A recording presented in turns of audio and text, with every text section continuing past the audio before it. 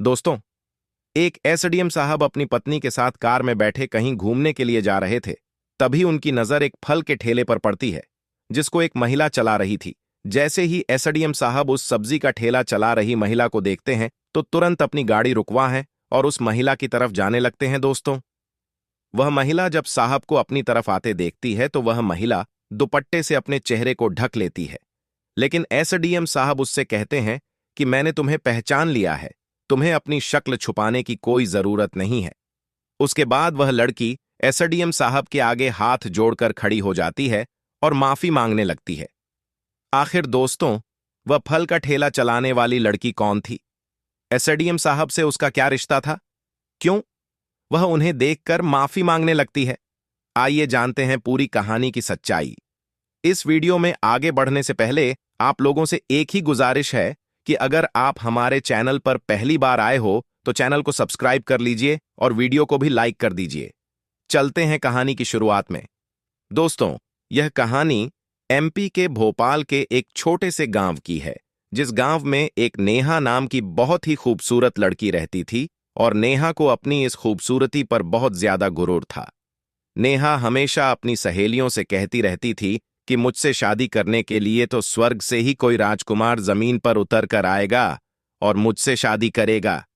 नेहा अपने BA final year की पढ़ाई कर रही थी।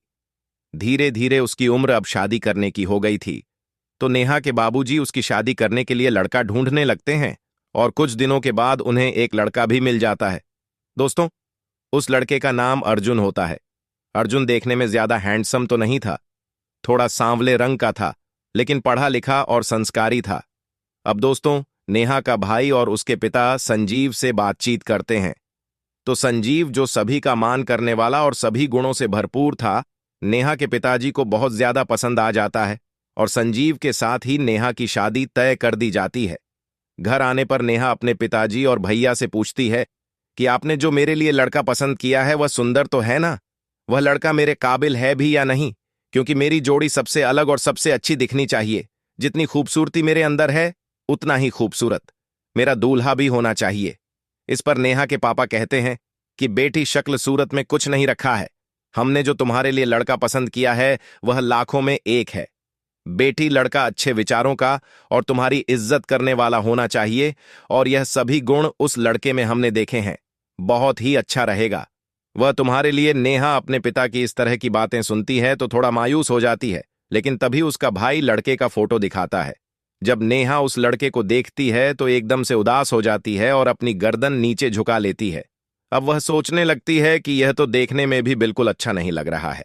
अगर मेरी शादी इस लड़के के साथ हो गई तो मैं अपनी पूरी जिंदगी इसके साथ कैसे गुजरूंगी? यही सब बातें सोच सोचकर वह बहुत ज्यादा परेशान हो जाती हैं। तभी नेहा का भाई कहता है कि बहन, तुम्हें परेशान होने की कोई जरूरत नहीं है। लड़का बहुत ही पढ़ा लिखा है और सरकारी नौकरी की तैयारी में लगा हुआ है। कुछ ही महीनों में इसकी सरकारी नौकरी भी लग ही जाएगी, तो तुम्हें अपनी जिंदगी में कभी किसी चीज की कमी महसूस नहीं होगी। तुम बहुत खुश रहोगे। लेकिन दोस्तों, नेहा उस लड़के की पर्सनैलिटी को लेकर खुश नहीं थी। उस लड़के से वह शादी करने के लिए राजी नहीं थी। लेकिन दोस्तों, गांव देहात की लड़कियों को इतनी इजाजत नहीं होती कि वह अपनी पसंद नापसंद घर वालों को बता सके या अपनी खुद की पसंद से अपनी शादी कर सके। ज्यादातर गांव की लड़कियां अपने परिवार की पसंद से ही शादी कर लेती हैं, और नेहा भी अपने मम्मी पापा के कहने से हिम्मत नहीं कर पाती। धीरे धीरे समय बीता और विवाह की तारीख आज जाती है। नेहा अपने रूम में दुल्हन का जोड़ा पहने हुए बैठी थी और बहुत ही खूबसूरत लग रही थी। कुछ देर बाद बारात भी आ जाती है। बारातियों का बड़े ही मान सम्मान से स्वागत किया जाता है। अब जयमाला का समय हो जाता है, तो नेहा जयमाला के लिए मंडप में पहुंचती है। दूल्हा और दुल्हन को एक वरमाला दे दी जाती है। लेकिन जैसे ही नेहा संजीव को देखती है तो वह बहुत ही गुस्सा हो जाती है और वरमाला डालने से मना कर देती है। नेहा कहती है कि मैं इस लड़के से हरगिज शादी नहीं करूंगी। फोटो में देखने से तो यह थोड़ा बहुत सही भी लग रहा था, लेकिन यहां सामने देखने से तो बिल्कुल भी अच्छा नहीं लग रहा है। यह मेरा दूल्हा हो ही नहीं सकता है। यह लड़का बहुत ही सांवले रंग का है। मैं इससे शादी नहीं करूंगी, चाहे कुछ भी हो जाए। अगर आप लोगों ने मेरे साथ किसी भी तरह से जबरदस्ती की तो अच्छा नहीं होगा। नेहा शादी से साफ साफ इनकार कर देती है। अब दूल्हा और दूल्हे के घर वाले बहुत ही उदास हो जाते हैं। लेकिन दूल्हा बहुत ही समझदार और पढ़ा लिखा लड़का था। वह नेहा की बातों का बुरा नहीं मानता है, बस चुपचाप वहीं खड़े उसकी बातों को सुनता रहता है। संजीव के पापा नेहा के पापा से बातचीत करते हुए कहते हैं कि भाई साहब, क्या आपने अपनी लड़की को पहले ही हमारे बेटे के बारे में नहीं बताया था क्या, कि लड़का इतना सुंदर नहीं है? शक्ल सूरत का सांवला है, लेकिन नेहा के पिताजी और उसका भाई लाचार थे। सभी लोग नेहा को समझाने की बहुत कोशिश करते हैं, लेकिन वह किसी की भी बात नहीं मानती। अब नेहा के मम्मी पापा उसके साथ जबरदस्ती करने लगते हैं कि तुम्हें यह शादी हर हाल में करनी ही पड़ेगी। हमारी इज्जत का सवाल है। बारात घर पर आई खड़ी है। अगर तुम शादी नहीं करोगी तो हमारी बहुत बदनामी हो जाएगी। वह उसे हर तरह से मनाने की कोशिश में लगे हुए थे। अब दोस्तों, गांव का ही एक व्यक्ति पुलिस स्टेशन में कॉल करके बता देता है कि हमारे गांव की एक शादी में विवाद हो गया है। लड़की शादी के लिए तैयार नहीं है और लड़की के घर वाले उसके साथ जबरदस्ती करने में लगे हुए हैं।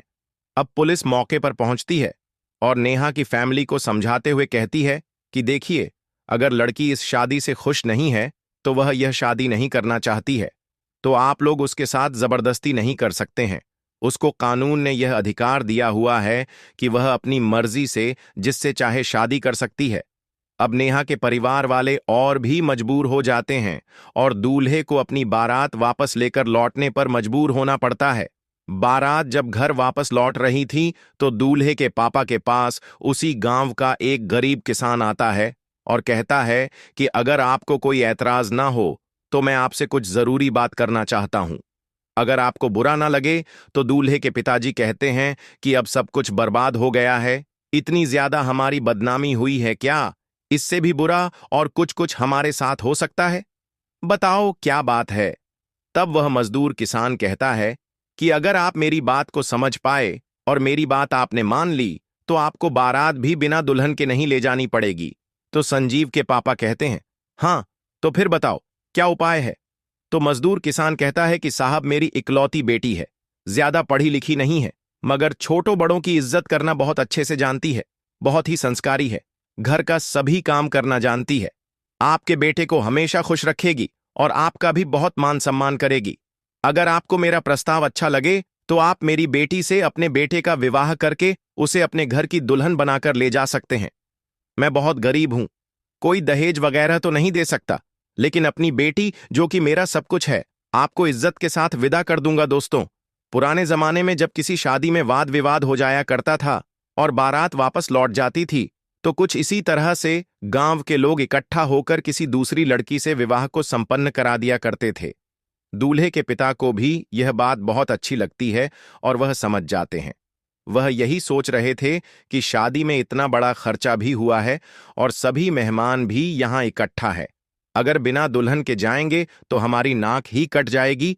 तो वह अपने संजीव की शादी उस किसान की बेटी से हो जाती हैं और खुशी खुशी संजीव के घर वाले बारात बहू के साथ लेकर जाते हैं। उधर नेहा अपनी और आगे की पढ़ाई करने के लिए दिल्ली चली जाती है और वहां उसकी मुलाकात एक राहुल नाम के लड़के से होती है, जो कि बहुत ही हैंडसम था। नेहा पहली मुलाकात में ही उसे बहुत ज्यादा पसंद करने लगती है और धीरे धीरे इनकी अच्छी दोस्ती भी हो जाती है।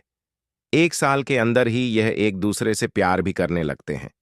तो नेहा सोचती है कि चलो, अच्छा ही हुआ जो मैंने उस संजीव से शादी तोड़ दी थी। मुझे मेरे लिए जैसा लड़का चाहिए था, मुझे वैसा ही लड़का मिल गया है। लेकिन दोस्तों, जितना अच्छा वह राहुल को समझ रही थी, असलियत में राहुल बिल्कुल वैसा नहीं था। दोस्तों, राहुल नेहा से अलग और भी कई लड़कियों से संपर्क में था। जुआ खेलना और शराब पीने की आदत भी उसके अंदर थी और वह ज्यादा पढ़ा लिखा भी नहीं था, लेकिन वह बहुत ही चालाक और शातिर था। वह जब भी नेहा से मिलने के लिए जाता था तो कोई नशे का सेवन नहीं करता था, खुद को एक अच्छा और शरीफ इंसान दिखाने की पूरी कोशिश करता था। दोस्तों, करीब 2 साल राहुल के साथ लिव इन में रहने के बाद वह अपने मम्मी पापा से अपनी शादी राहुल के साथ करने की बात करती है। अब उसके मम्मी पापा भी उसे मना नहीं कर पाते, क्योंकि एक बार पहले ही उसकी शादी टूट चुकी थी। यही सब सोचते हुए उसकी मर्जी के खिलाफ नहीं जाते और नेहा की शादी राहुल से तय कर देते हैं। शादी होने के बाद नेहा राहुल के साथ बहुत खुश थी, क्योंकि राहुल बहुत अच्छे अच्छे कपड़े पहनता था, नई नई गाड़ियों में घूमता था। यही सब देखकर तो नेहा ने उसे पसंद भी किया था और उससे शादी की थी। वह सोचती है कि ठीक ही हुआ जो मैंने संजीव से शादी नहीं की, वरना मेरी जिंदगी आज बर्बाद ही हो गई होती। लेकिन दोस्तों, वह उसकी गलती थी, क्योंकि वह नहीं जानती थी कि संजीव के साथ उसकी जिंदगी खराब नहीं होती, बल्कि अब राहुल के साथ उसकी जिंदगी खराब होने वाली थी। दोस्तों, शादी के 3 महीने गुजर जाते हैं, लेकिन नेहा को अपने पति की आदतों का बिल्कुल भी पता नहीं चल पाता, क्योंकि वह घर पर कभी शराब दारू पीकर ही नहीं आता था। जब भी उसको शराब या लड़कियों के साथ वक्त गुजारना होता, तो वह बाहर ही एक होटल बुक कर लिया करता, अय्याशी किया करता था। 1 साल बाद नेहा एक बच्चे को भी जन्म देती है। अब धीरे धीरे नेहा को पता चलता है कि उसका पति शराबी है, लेकिन वह उसे कुछ नहीं कहती कि चलो थोड़ा बहुत तो कभी कभार पी ही लेते हैं। लेकिन अब राहुल की हरकतें दिन प्रतिदिन बढ़ती जा रही थीं। राहुल नेहा के सामने ही दूसरी लड़कियों से बात करता और शराब पिया करता। नेहा अगर विरोध करती तो उसे खूब पीटता और धमकी देते हुए कहता कि अगर ज्यादा जुबान चलाएगी तो यहां से बाहर निकाल दूंगा। अब नेहा बहुत ही शॉक्ड हो जाती है। वह सोचती है कि मैंने अपनी मर्जी से यह शादी की थी, लेकिन यह इतना अय्याश लड़का है, मैंने तो ऐसा कभी सपने में भी नहीं सोचा था। वह कहती है कि जितनी खूबसूरत मैं हूं, इतना ही खूबसूरत यह लड़का भी था। मुझे लगता था कि राहुल मेरी खूबसूरती की कदर करेगा, मेरी इज्जत करेगा, लेकिन यह शादी के सिर्फ 1 ही साल बाद उसे क्या हो गया है? यह इतना क्यों बदल चुका है? अब नेहा राहुल के दूसरी लड़कियों के साथ कनेक्शन को भी जान गई थी, और इन्हीं सब बातों को लेकर उनके बीच रोजाना झगड़ा लगा रहता था। ऐसे ही वाद विवाद में 1 साल और गुजर जाता है। नेहा को एक और बच्चा पैदा हो जाता है। 3 साल इनकी शादी को पूरे हो चुके थे, लेकिन नेहा अब बहुत ज्यादा अपनी जिंदगी से परेशान आ गई थी और अब अपने पति को छोड़कर कहीं जा भी नहीं सकती थी। 2 बच्चे की जिम्मेदारी उसके सर पर आ गई थी। ना तो वह घर वालों से कुछ कह पाती, क्योंकि उसने अपनी मर्जी से खुद ही शादी की थी। वह सोचती कि घर वालों को पता चलेगा तो उल्टा मुझे ही ताना सुनाएंगे कि तूने खुद ही यह लड़का पसंद किया था। वह अकेले ही यह सब दुख दर्द पीड़ा सहन कर रही थी। ऐसे ही समय बीतता गया। घर में लड़ाई झगड़े होते रहे, जिससे नेहा और ज्यादा टेंशन में रहने लगी। राहुल और ज्यादा शराब पीने लगा, जिससे घर की स्थिति और भी ज्यादा खराब होने लगती है। नौबत यहां तक आ जाती है कि राहुल के पास इतना भी बजट नहीं बचता कि वह अपनी बीवी बच्चों का खर्च उठा सके, उनकी दवाइयां वगैरह का खर्च उठा सके। तभी नेहा अपने पति से अलग रहने का फैसला कर लेती है, क्योंकि वह अपने बच्चों का फ्यूचर खराब होते नहीं देखना चाहती थी। दोस्तों, शादी के बाद किसी औरत के लिए अकेले 2 बच्चों की परवरिश करना इतना आसान काम नहीं था। फिर भी नेहा अपने ससुराल को छोड़कर वापस अपने ही शहर भोपाल आ जाती है और अपने मायके से दूर एक सड़क के किनारे एक किराए के घर पर रहने लगती है। वह सोचती है कि ऐसे बिना किसी काम धंधे के वह अपने बच्चों का पेट नहीं पाल सकती। इसलिए वह अपने घर के बराबर में ही, जो सड़क के बिल्कुल किनारे पर था, सभी आने जाने वालों के लिए वह आम रास्ता हुआ करता था। वहीं पर वह एक फल का ठेला लगाती है और सब्जी बेचना शुरू कर देती है।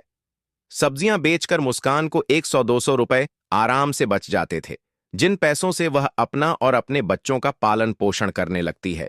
अभी सिर्फ 2 महीने ही हुए थे नेहा को वहां इस तरह से काम करते हुए, और उसे यह खबर पता चलती है कि जिस लड़के को उसने काला बदसूरत कहकर शादी से इनकार कर दिया था, आज वही लड़का एक एसडीएम बन गया है।